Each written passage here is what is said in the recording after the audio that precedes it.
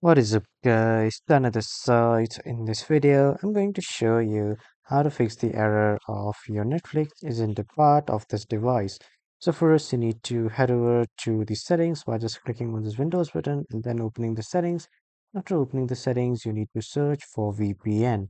After searching for VPN, here you need to open the VPN settings and then you need to make sure that these both of these toggles are turned off and the VPN, if you have connected any, is turned off or disconnected.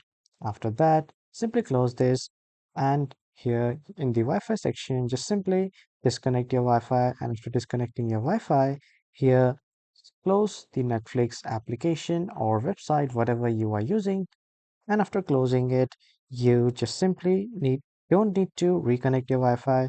You first need to open your Netflix website and then you need to connect your Wi-Fi to your laptop, PC, television, whatever you are watching, and then your Netflix will start working. So that was all for this video, everyone. Thank you for watching.